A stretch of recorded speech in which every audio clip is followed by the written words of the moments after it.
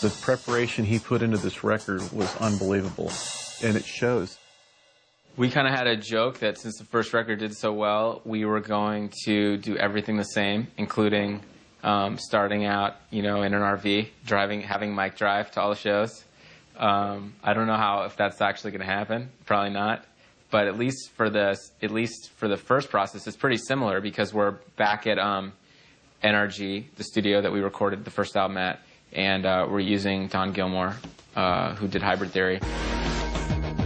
NRG is a studio where a lot of really influential and like best-selling records have been made. 311, Peter Roach, Sugar Ray. Sensible Pilots. Coming in here the first time, it's a little overwhelming because you see the level of expectations. You think, well, all these good records have been done there. How am I going to make a record that's that good? Jimi Hendrix did a record here 30 years after he died. That's how cool this place is. We record all the songs as demos before we actually go into the studio. So we actually have basically finished versions of the songs before we even start recording. But once we get into the studio, we track individually. So Rob tracks first, then I did guitars next, followed by Phoenix, and then Joe scratched before Mike and Chester finished the process. Once you're in the studio and everything is practiced and you know what you're going to play, it all comes down to giving a great performance.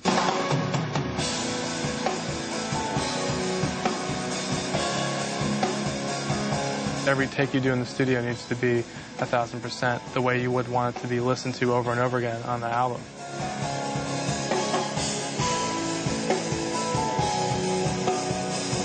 He's really fast, really tight. Last couple times we went into studios to record, he only took 3 days, 4 days. This time, I'm figuring probably about 4 or 5.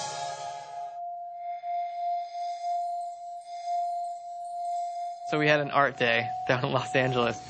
We brought in Delta to do a lot of spray painting and that kind of stuff, and just kind of documented that to show in a separate way the album artwork kind of coming together and being created.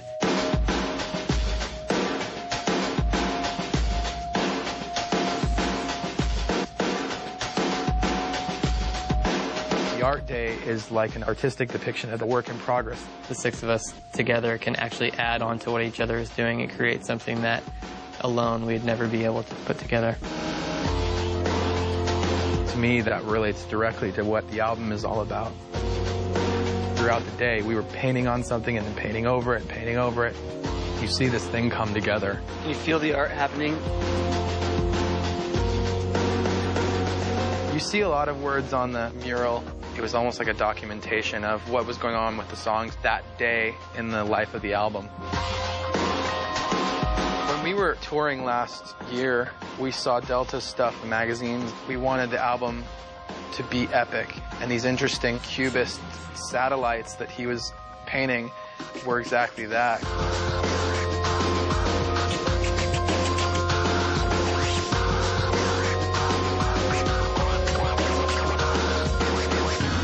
It was James Minchin that actually took a picture of one point of Delta spray painting some stuff, which became the cover.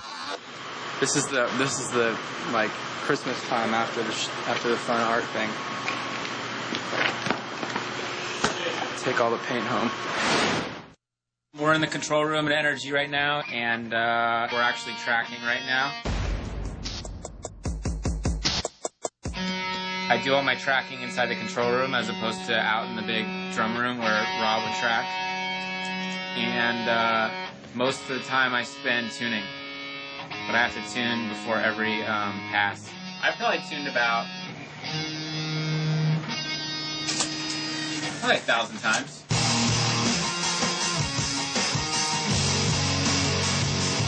I think a guitar sound is a pretty specific, nuancy thing. I didn't want to do what we did last time. I wanted to take risks and do something that still sounded like Linkin Park, but that took the music in a new direction.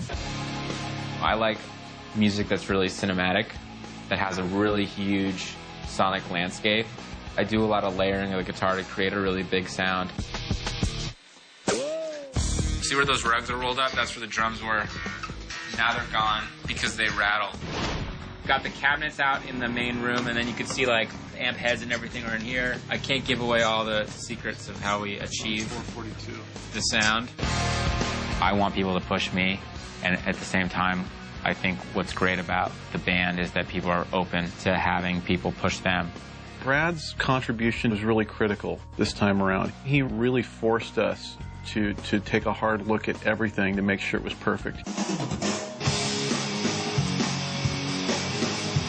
When I'm in there tracking guitar, I like to be really focused and not have a lot of distractions going on around me.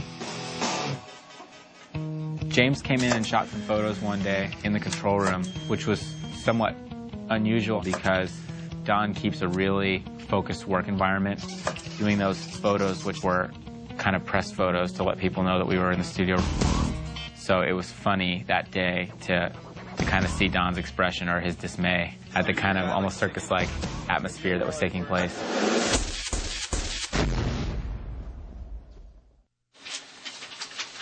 You ready?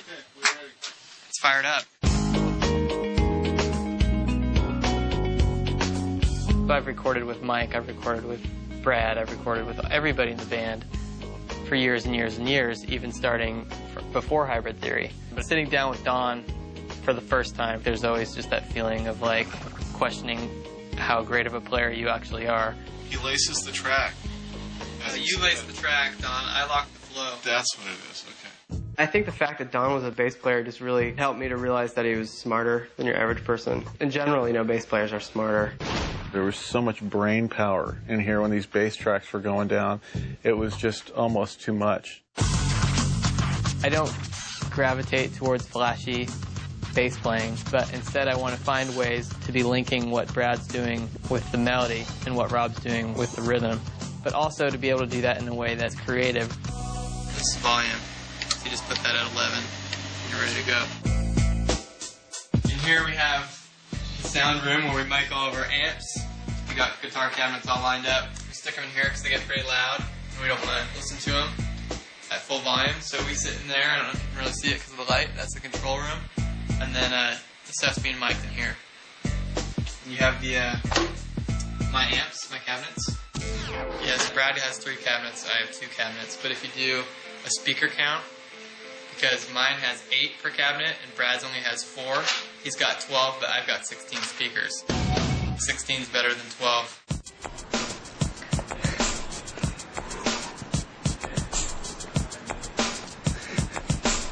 Swim down there. Cold, huh?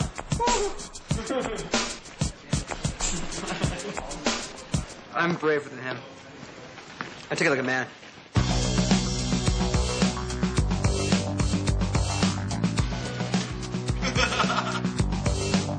The photo days were difficult in the sense that they took away from the album for a day or two, but they're necessary evils. We want to put stuff out there and connect everything with the imagery that represents it. I feel like I'm taping Amateur Jackass.